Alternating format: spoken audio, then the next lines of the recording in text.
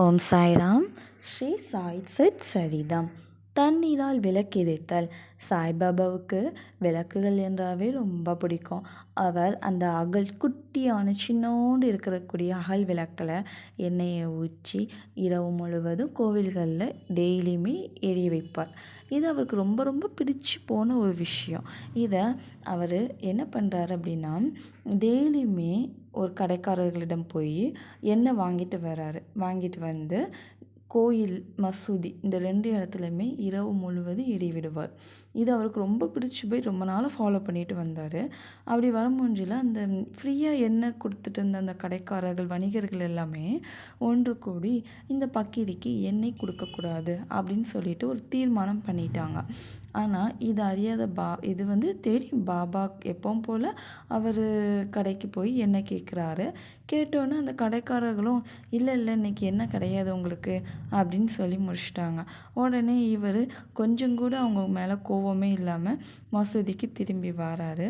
வந்து அங்கே உள்ள காய்ந்த திரிகள்லாம் இருக்கு இல்லையா, ஸோ அதெல்லாம் எடுத்து அந்த விளக்கில் போடுறாரு. போட்டுட்டு எண்ணெய் இல்லை இல்லையா, ஸோ எண்ணெய் இல்லாமல் அவர் என்ன பண்ணலாம் அப்படின்னா, தகர குவளையில் கொஞ்சோண்டு தண்ணி ஊற்றி அதை நிவேதனம் பண்ணுறாரு அவரே குடிச்சிட்டு. அங்கேருந்து வணிகர்கள் எல்லாமே பாபா என்ன தான் செய்கிறாரு அப்படின்னு சொல்லிட்டு பார்க்க வராங்க.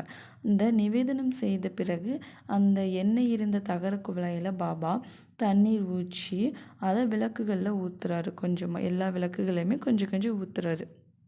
ஊற்றிட்டு அதில் திரி போட்டு பற்ற வைக்கிறாரு. விளக்கு பிரகாசமாக ஜொலிக்குது. அங்கே இருந்த மக்கள் எல்லாருமே ஆச்சரியமாக பார்க்குறாங்க.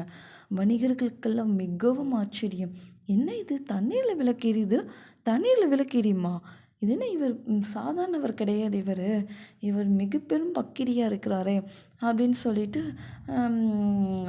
அவங்க செய்த தவறுக்கு அவங்களே வருந்த வேண்டிய நிலைமை ஆயிடுச்சு. பாபா ரொம்ப சந்தோஷமாக தண்ணீரில் விளக்கெரிக்கிறாரு.